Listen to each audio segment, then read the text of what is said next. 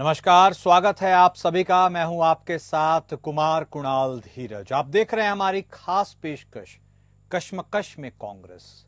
यह सवाल इसलिए क्योंकि ताजा चुनावों के पहले आगामी की बात कर रहा हूं। अभी जम्मू कश्मीर और हरियाणा में चुनाव हुए और इसमें कांग्रेस का प्रदर्शन अपेक्षाकृत वैसा नहीं रहा और अब महाराष्ट्र और झारखंड का चुनावी बिगुल बच गया है। ऐसे में ऐसी कौन सी कश्मकश है जो कांग्रेस को अंदर से सता रही है? महाराष्ट्र और झारखंड में चुनावों का ऐलान हो गया। यह चुनाव इंडिया अलायंस के दलों के लिए भी एक बड़ा इम्तिहान है। हरियाणा और जम्मू कश्मीर में कांग्रेस का प्रदर्शन अपेक्षा के मुताबिक नहीं रहा है, इसलिए सीट शेयरिंग को लेकर कांग्रेस पर अब बड़ा दबाव होगा। लोकसभा चुनाव में भारतीय जनता पार्टी को बहुमत से दूर रखने में कामयाब होने के बाद कांग्रेस ने हरियाणा और जम्मू कश्मीर विधानसभा चुनावों में काफी भरोसे के साथ कदम रखा था, लेकिन नतीजे उसकी आशाओं के विपरीत आए। अब महाराष्ट्र में कांग्रेस के लिए कई स्तरों पर चुनौती है। महाराष्ट्र में एमवीए गठबंधन ने लोकसभा चुनाव में काफी अच्छा प्रदर्शन किया था। महाराष्ट्र में अपने बेहतर प्रदर्शन के बाद कांग्रेस ज्यादा सीटों पर नजर गड़ाए हुए है। वहीं एनसीपी शरद पवार और शिवसेना उद्धव बाला साहब ठाकरे ग्रुप हरियाणा चुनाव में कांग्रेस के प्रदर्शन के बाद मोल तोल को तैयार दिख रहे हैं। उधर शिवसेना से उद्धव ठाकरे से चुनाव से पहले सीएम पद के चेहरा तय करने की अब मांग रखती है, जिसने कांग्रेस की परेशानी बढ़ाती है।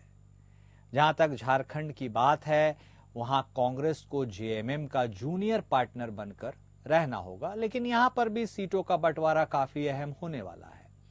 पिछले विधानसभा चुनाव में जेएमएम ने 81 में से 43 सीटों पर चुनाव लड़ी थी। स्ट्राइक रेट अच्छी थी, 30 पर उन्होंने जीत दर्ज की थी।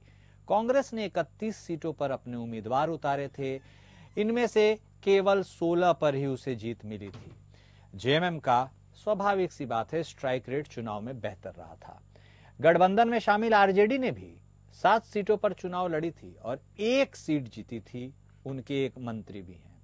इस बार इंडिया गठबंधन का घटक सीपीआई-एमएल भी गठबंधन का हिस्सा बनने की इच्छा जाहिर कर रहा है।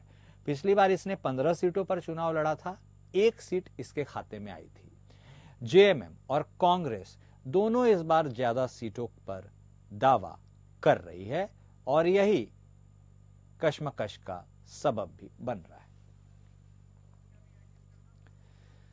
तो कांग्रेस के सहयोगी दल सीट शेयरिंग में अब मोल भाव की स्थिति में नजर आ रहे हैं। ऐसे में महाराष्ट्र और झारखंड में चुनावी तारीखों का ऐलान हो गया, बिगुल बज गया और इसी को लेकर अब 20 नवंबर को महाराष्ट्र में एक चरण में मतदान संपन्न होंगे। झारखंड में 13 और 20 नवंबर को मतदान होने हैं। इन दोनों ही राज्यों के नतीजे 23 नवंबर को घोषित कर दिए जाएंगे। जाहिर सी बात है, वक्त कम है। सीएम के चेहरे को लेकर भी एक कश्मकश है। सिर्फ कांग्रेस में नहीं बल्कि महायुति भी इससे कोई अछूता नहीं है। लेकिन अब झारखंड की यदि बात करें तो झारखंड में सत्तारूढ़ जेएमएम कांग्रेस गठबंधन, इंडिया गठबंधन इस बार भी अपने परफॉर्मेंस को रिपीट करने की कवायद में है, कोशिश में है। और ऐसे में अब झारखंड मुक्ति मोर्चा, स्वाभाविक सी बात है, कांग्रेस के हरियाणा के प्रदर्शन को देखते हुए मोल भाव की स्थिति में काफी बेहतर तरीके से अपनी बात को रखेगा। पिछली बार भी ज्यादा सीटों पर झारखंड मुक्ति मोर्चा ने ही चुनाव लड़ा था और उसे ज्यादा सीटें आई भी थी, यानी उनका स्ट्राइक रेट काफी बेहतर था। कांग्रेस ने भी 31 सीटों पर चुनाव तो लड़ा था, लेकिन 50% के आसपास का उसका स्ट्राइक रेट था। उतना शानदार नहीं कहा जा सकता है। अब ऐसे में यह देखना होगा कि सीटों का बंटवारा किस फॉर्मूले के तहत होगा, किसे किस विधानसभा की सीटें मिलेगी, कौन कहां मजबूत है, कौन कहां कमजोर है, इन सब का आकलन करना होगा। और सीएम का फेस झारखंड में अनुमान लगाना ज्यादा मुश्किल नहीं होगा कि संभवतः मुख्यमंत्री हेमंत सोरेन के ही चेहरे पर चुनाव लड़ा जाएगा। लेकिन महाराष्ट्र में यह पेंच फंस जाता है।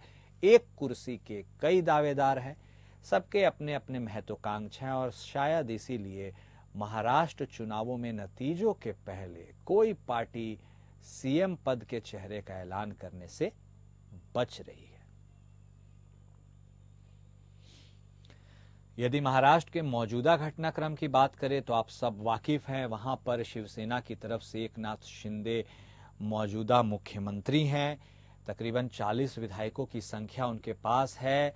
छोटी पार्टी रही लेकिन फिर भी वह सीएम हैं, जबकि भारतीय जनता पार्टी जो सत्तारूढ़ गठबंधन में शामिल है उसके ज्यादा विधायक रहे हैं, लेकिन फिर भी उसे डिप्टी सीएम के पद पर ही संतोष करना पड़ा। ऐसे में वो वक्त सबको पता है जब एकनाथ शिंदे को प्रोजेक्ट किया गया था महाराष्ट्र के मुख्यमंत्री के तौर पे, और देवेंद्र फडणवीस इससे ज्यादा खुश नहीं थे। कहीं ना कहीं उनमें एक नाराजगी सी थी, क्योंकि वो पहले मुख्यमंत्री रह चुके हैं महाराष्ट्र के, और फिर डिप्टी सीएम के पद पर काबिज होने में थोड़ी तकलीफ सी हुई, सबसे बड़ी पार्टी के नेता होने के बावजूद।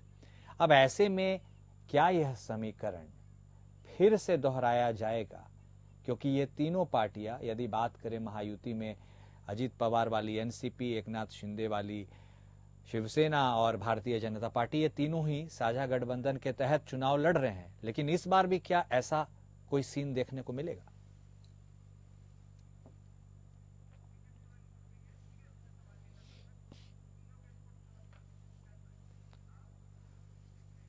और इसी कश्मकश और आने वाले राजनीतिक भूचाल को लेकर आज हम इस चर्चा को आगे बढ़ाएंगे। हमारे साथ हमारे 3 खास सहयोगी जुड़ चुके हैं। हमारे साथ बीजेपी की तरफ से बतौर प्रवक्ता राफिया नाज जी जुड़ी हैं, तो वहीं कांग्रेस की तरफ से बतौर प्रवक्ता कमल ठाकुर थोड़ी देर में हमारे साथ शामिल होंगे। झारखंड मुक्ति मोर्चा की तरफ से बतौर प्रवक्ता बटर देओल साहब भी हमारे साथ जुड़ेंगे, सबसे बातचीत करेंगे। सबसे पहले राफिया जी, आपके पास आते हुए, अब इंतजार की जो घड़ी है और जो कश्मकश होती है, बेचैनी होती है, वो कहीं ना कहीं रुक गई है। चुनावी तारीखों का ऐलान हो गया है, वक्त काफी कम है, 1 महीने का वक्त भी नहीं है तमाम पार्टियों के पास, और 23 नवंबर को तो नतीजे आ जाएंगे। ऐसे में झारखंड में आप अभी विपक्ष में हैं और मौजूदा मुख्यमंत्री हेमंत सोरेन इंडिया अलायंस के साथ चुनाव लड़ेंगे, जाहिर है। ऐसे में बीजेपी के लिए वहां पर कमबैक करना कितना चुनौतीपूर्ण होगा, और क्या आपको लगता है कि मौजूदा परिस्थितियों में जो हरियाणा का टॉनिक आपको मिला है उससे झारखंड में कुछ एडवांटेज आपको मिलेगा क्या? राफिया जी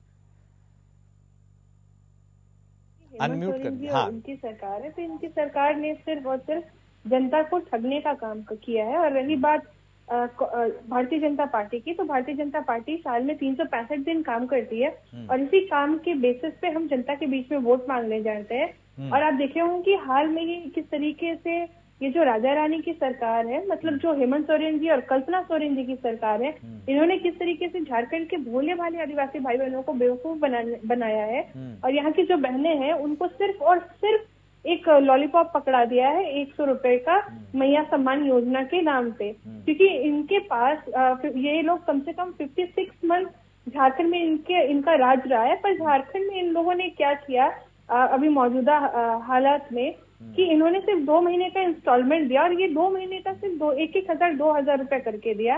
ये चाहते तो पूरा 5 साल का एक बार में डिपॉजिट कर देते महिलाओं के प्रति, अगर इनका इतना ही सम्मान रहता। पर क्योंकि ये महिलाओं को सिर्फ एक लॉलीपॉप पकड़ा करके इन्होंने जो भी अपने मैनिफेस्टो में वादा किया था, सारे वादों को इन्होंने नकार दिया। इन्होंने वादा किया था कि साल में 2 बार जेपीएससी की परीक्षाएं करवाएंगे। आपको ये सुनकर ताज्जुब होगा कि जेपीएससी की परीक्षाएं ये लोग करवा नहीं पाए, पेपर लीक हुआ।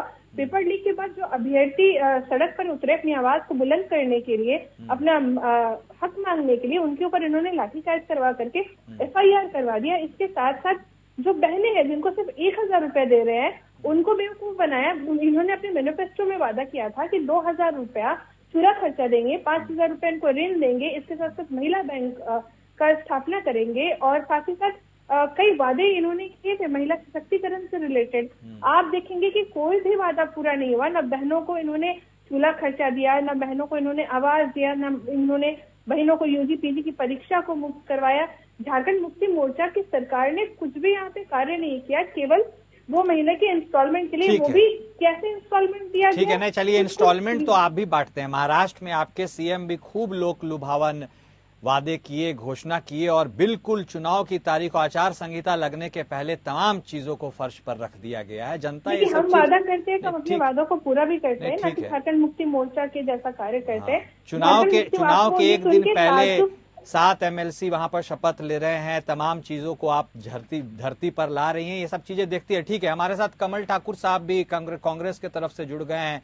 कमल ठाकुर साहब, जिस तरह से हरियाणा में आप एडवांटेज में थे, लीड कर रहे थे और वहां पर वो नतीजे नहीं आ पाए जो अपेक्षाकृत थे, अब आपके लिए तो यह चुनौती है कि हर कदम आप फूंक फूंक कर चले। ऐसे में महाराष्ट्र में, जहां लोकसभा चुनाव में आपकी अलायंस ने अच्छा प्रदर्शन किया था, झारखंड में आप सत्तारूढ़ हैं, ऐसे में आपको कितनी चुनौती लगती है इन दोनों राज्यों में अपनी सरकार को स्थापित करने में, और क्या आपको लगता है कि जो गलतियां आपने हरियाणा में की है वो नहीं दोहराई जाएंगी? ठाकुर साहब, देखिए ऐसा है ना कि हरियाणा का चुनाव और झारखंड के चुनाव में बहुत अंतर है। ओके। ये चुनाव ट्राइबल यहाँ बहुल क्षेत्र है और ट्राइबल ने लोकसभा के चुनाव में इनको बताया, लोकसभा ही नहीं पिछले 2019 के चुनाव में भी मात्र 2 सीटों पर बीजेपी चुनाव जीती है। तो यहाँ की परिस्थिति और महाराष्ट्र और हरियाणा की परिस्थिति में बहुत अंतर है। लेकिन रही बात राज्य में राजा रानी का जो सत्ता चल रहा है उनके अनुसार, तो देश में जो हिटलर का शासन चल रहा है ना, उसका भी खात्मा हो जाएगा। क्योंकि आदमी को संयम जरूरी है। आप क्या बोलने जा रहे हैं? हमने तो मैया योजना लागू कर दिया। आप कहती हैं रेवड़ी बांटने, प्रधानमंत्री हर एक मंच से रेवड़ी रेवड़ी रेवड़ी करते चलते थे। आज पूरे देश में रेवड़ी 80 लाख लोगों को आप राशन मुफ्त दे रहे हैं, ये रेवड़ी नहीं है। आप महतारी योजना छत्तीसगढ़ में दे रहे हैं, वो रेवड़ी नहीं है। आप मध्य प्रदेश में लाडली योजना दे रहे हैं, केवल आपको झारखंड दिखता है, क्योंकि आप झारखंड में हेमंत सोरेन के सामने आप टिकने वाले नहीं है। क्योंकि हेमंत ने जो काम किया है झारखंड में, मुझे नहीं लगता है कि 25वां साल आने वाला है। ये 15 नवंबर को 25 साल राज्य का सिल्वर जुबली हम लोग मनाएंगे। और 25वां साल में आपको मैं बता देता हूं कि बीजेपी 25 से नीचे सीट आएगा इनको। क्योंकि इनका घमंड। आप वादा करते हैं, वादा तो आपने किया था जनता से कि 15 लाख आपके खाता में आएगा। आपने तो वादा किया था कि 2 करोड़ नौकरी दूंगा। आपने वादा किया था कि महंगाई कम करेंगे। आप बोल लीजिए, आपके सारे सवालों का जवाब दूंगी। और आएंगे राफिया जी आपके पास आएंगे। हाँ, आपने तो वादा किया, तो इनका वादा जो होता है झूठ का पुलिंदा होता है। क्योंकि देश के प्रधानमंत्री दुनिया के सबसे झूठे व्यक्ति हैं। तो जनता भी अब समझ गई कि प्रधानमंत्री जी झूठ बोलते हैं। तो जब प्रधानमंत्री झूठ बोलते हैं तो उनके अनुयायी जो है ना, आपके चैनल में जो बैठी हुई है, ये सच बोलने आई है, ये और झूठ बोलेंगी। क्योंकि इनको ट्रेनिंग दिया जाता है झूठ बोलने का। ठीक है, बटर देओल साहब भी हमारे साथ जुड़ चुके हैं जेएमएम की तरफ से। देओल साहब, परीक्षा की घड़ी अब आ गई है। पिछली बार आपका स्ट्राइक रेट शानदार था, 43 सीटों पर चुनाव लड़ा था आपने, 30 में फतह हासिल की थी, आप सरकार में हैं। इस बार भी अब चुनाव की घड़ी आ गई है, लेकिन सीटों का बंटवारा, किस फॉर्मूला, सीएम का चेहरा, ऐसी कई सारी पेचे। सहयोगी, अब तो CPI-ML भी आपका हिस्सा बनना चाह रही है। ऐसे में सीटों को लेकर जो तकरार है, फास है, उसे कितनी जल्दी सुलझाया जाएगा? और झारखंड में आने वाले चुनावों को लेकर के आपकी बैटिंग और तैयारी कैसी होने वाली है? देओल साहब, देखिए, सबसे पहले तो शुक्रिया मुझे बुलाने के लिए। स्ट्राइक रेट जो आजकल तो आप देख ही रहे हैं कि टेस्ट मैच में भी वनडे और 2020 के स्ट्राइक रेट से स्कोर कर रही है इंडिया की टीम। तो इसी तरह जेएमएम और इंडिया गठबंधन का स्ट्राइक रेट पिछली बार से और बेहतर होगा, है ना। और दूसरी बात है, सीएम के चेहरे पे कोई संशय नहीं है। सीएम के चेहरे हमारे हेमंत सोरेन थे, हैं और रहेंगे। ओके। हाँ, सीट शेयरिंग का जो है इशू, सीट शेयरिंग क्योंकि ज्यादा लोग हैं मिल बैठ के, ये तो लोकतंत्र में यही है। सब हम सब एकमात्र चीज जो देखा जाएगा वो विनेबिलिटी देखा जाएगा। तो अब जो देओल साहब, ये विनेबिलिटी वाला फैक्टर है, ये एडवांटेज आपके तरफ ज्यादा होगा, क्योंकि आपको लगता है कि अब आप मोल भाव की स्थिति में ज्यादा हैं। ऑब्वियस सी बात है, आपने पिछली बार भी ज्यादा सीटों पर चुनाव लड़ा था, तो क्या इस बार उतनी सीटों पर लड़ेंगे या उससे भी ज्यादा लड़ेंगे, या कुछ और कोटा बढ़ाएंगे कांग्रेस? देखिए, ये फैसला हमारे उच्चतम नेतृत्व का है। और जो लोग बैठेंगे। जैसे क्योंकि बीजेपी में भी आप देख रहे हैं दिल्ली से ही डिसाइड हो रहा है जो हो रहा है। हाँ। तो हमारे यहाँ भी कांग्रेस के राहुल गांधी जी होंगे, हेमंत सोरेन जी होंगे, जो कम्युनिस्ट पार्टी के लोग होंगे वो होंगे, बैठ के डिसाइड किया जाएगा। देखिए हमारा पहला उद्देश्य ये है कि इस जो केंद्र की भ्रष्टाचारी सरकार है, जो नॉन बायोलॉजिकल सैंड स्कीम है, इनको झारखंड से कैसे दूर रखा जाए, उसका वो हमारा प्राइमरी ऑब्जेक्टिव होगा। ये देखते हुए जरूर हम बैठ के बातें करेंगे, जो भी होगा। वक्त कम मिला है देओल साहब आपको चुनाव में, तो आपको लगता है कि आप मुकम्मल तैयारी कर पाएंगे इतने कम वक्त में? नहीं, देखिए चुनाव में कम टाइम मिलना, ज्यादा टाइम मिलना, ये बात एथिक्स की हो रही थी। देखिए हमने कल से हम बोल रहे हैं कि चुनाव आयोग ने जल्दी झारखंड का कर दिया। हाँ। तो यही महाराष्ट्र को उसने हरियाणा के साथ नहीं किया, क्योंकि महाराष्ट्र में उसको बीजेपी को टाइम देना था, 125 एकड़ जमीन अडानी को देनी थी। हाँ। और टोल माफ करना था। अब तो कल रात को मैं हैरान हुआ कि इलेक्शन, क्योंकि तो आपने तो देखा है कि सारे बीजेपी नेताओं को पता था कि इलेक्शन कब डिक्लेयर होने वाले हैं। हाँ। पहले रात को उन्होंने ये भी डिक्लेयर कर दिया कि जो लाडली बहन योजना उसमें दिवाली का बोनस दिया जा रहा है। आपने सुना कभी? मैंने सुना था कि बड़ी बड़ी कंपनियों में, कॉर्पोरेट हाउसेस में बोनस दिया जाता है। तो और बीजेपी सरकार ने, जो एनडीए की सरकार है महाराष्ट्र में, उसने कहा दिवाली बोनस। तो ये साफ दर्शाता है कि इनकी मानसिकता कॉर्पोरेट वाली है। अडानी अंबानी के जो काम करने का, बिजनेस करने का तरीका है, तो इनका जो वर्ड यूज किया है ना उन्होंने, दिवाली बोनस। हाँ। अब आप बताओ, सरकार की वेलफेयर योजना का बोनस कभी सुना है आपने आज तक कितने सालों में? कि सरकार जो महीने में देती है उसका बोनस दे रही है कि 3,000 जाएंगे इस बार अकाउंट में, क्योंकि बोनस दे रहे हैं। ठीक है देओल साहब, तो बिल्कुल कॉर्पोरेट मॉडल की आप बात कर रहे हैं और ये सवाल लगातार उठता ही रहा है। राफिया जी, जिस तरह से आपके ऊपर ये आरोप लगते रहे कि आप पूंजीपतियों के लिए काम करती हैं, आप इस तरह से काम करती हैं कि उसमें जो आम जन है वो महंगाई की मार झेल रहा है, लेकिन इन सब से इतर देओल साहब ने एक बात कहा कि मुख्यमंत्री चेहरे के पद पर उनके गठबंधन में कोई संशय नहीं है। मतलब फिर एक बार हेमंत सोरेन जी के ही नाम पर पूरी बैटिंग की जाएगी। आपके यहाँ भी ऐसा कोई पिक्चर क्लियर है या सब कुछ धुंधला सा है राफिया जी? क्योंकि कंटेंडर आपके यहाँ बढ़ चुके हैं। देखिए, हमारा जो चुनाव है वो आदरणीय श्री बाबूलाल मरांडी जी की अध्यक्षता में लड़ा जाएगा।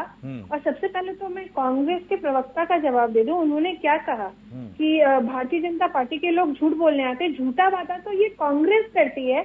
और रही बात हिटलर की शासन की, तो मैं थोड़ा इनको इतिहास याद दिला दूं, क्योंकि ये पढ़े लिखे नहीं होते हैं ना कांग्रेस के लोग, इसलिए इनको पता नहीं होगा कि किस तरीके से इंदिरा गांधी ने आपातकाल घोषित करके जो हमारे संविधान है और जो हमारा लोकतंत्र है उसकी हत्या कर दी थी। तो हिटलर कौन हुआ, ये साफ तौर पे उनको जवाब मिल ही गया होगा, इतने पढ़े लिखे होंगे तो। इसके बाद सबसे बड़ी बात है कि इन्होंने आपातकाल लगाया। आपातकाल लगाने के बाद जो हत्या किया संविधान का, और इनके ही राहुल गांधी आज हर जगह संविधान की पुस्तिका को लेकर के जो ये घूमते हैं, तो इनको शर्म नहीं आता कि इनके ही जो परिवारवाद की पार्टी है, जो इनकी जलेबी की फैक्ट्री खोलने की पार्टी है, जो इनको आलू डाल करके सोना निकालने की जो इनकी फैक्ट्री है, ये फैक्ट्री वाले, ये कॉर्पोरेट फैक्ट्री वाले संविधान की हत्या करते हैं। और हमारे आदरणीय प्रधानमंत्री जी को एक प्रधानमंत्री गरिमामय पद होता है, उस गरिमामय पद में बैठे हुए नरेंद्र मोदी जी को आप लोग झूठा कहते हैं। प्रधानमंत्री जी ने तो 7 IIT, 16 IIT, 7 IIM, 15 AIIMS, 309 university, साथ ही साथ 57,000 कॉलेजेस, मतलब हर दिन 2 कॉलेजेस की स्थापना भारतवर्ष में की है। इसके साथ झारखंड की मैं बात करवा दूं तो गोड्डा में इन्होंने रेल लाइन की शुरुआत नहीं किया था। यहाँ तक जो हमारे देवघर है, देवघर में एयरपोर्ट की शुरुआत की गई, किसके जरिए की गई? ठीक है, तो आप ये बताइए ना, मरांडी साहब कहीं फेस पर चुनाव लड़ा जाएगा ना? चंपाई दा तो कहीं सीन में नहीं आएंगे ना?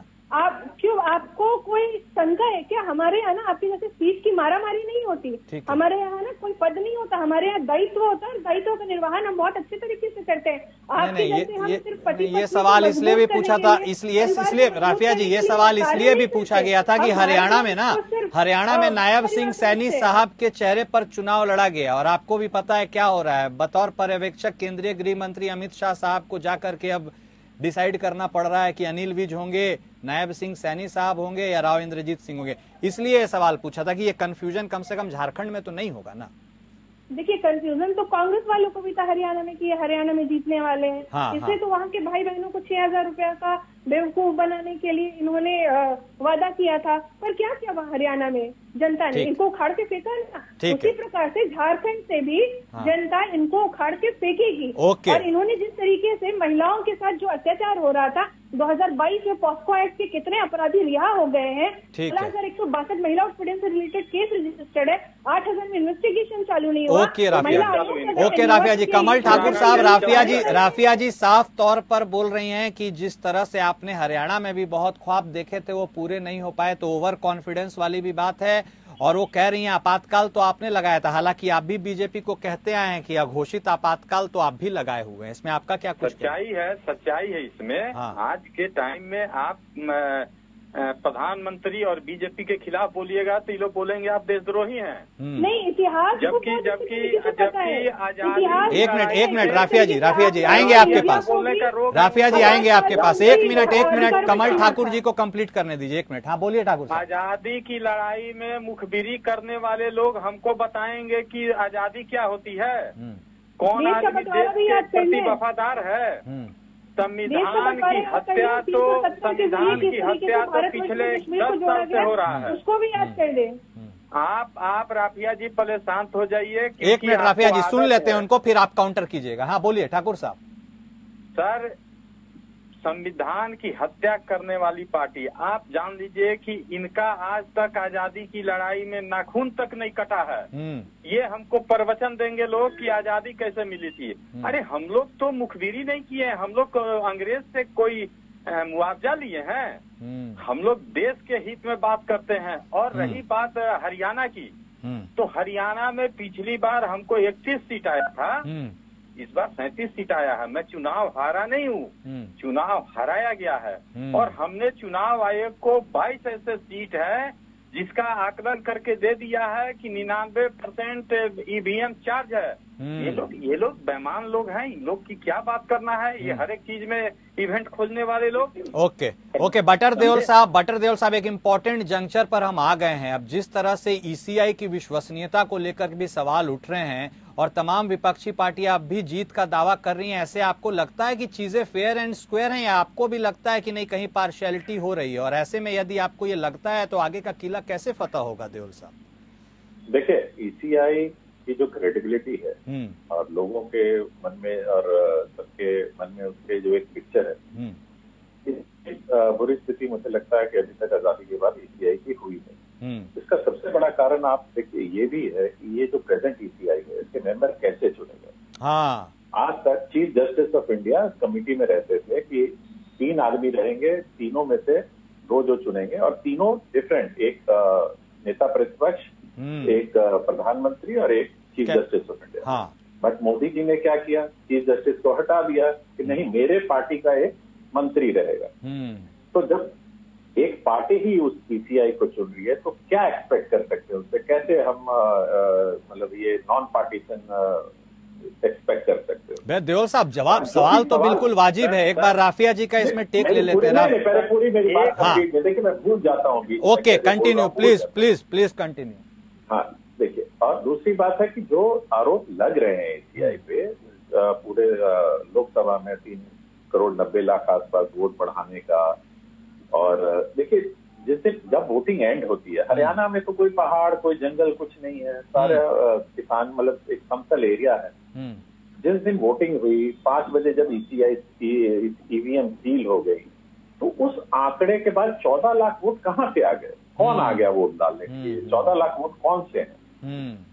तो ये समझ के परे है। ठीक है। और राफिया जी बात कर रही थी पॉस्को एक्ट एंड क्या क्या, मैं इनसे बार 3-4 बार मेरे डिबेट मैं इनसे 4 बार पूछ चुका हूँ कि जो पार्टी बलात्कारी राम रहीम को पेरोल दिलवा के अपने फेवर में वोट मंगवाती है, पॉस्को एक्ट और इसका क्यों रोना रोती है?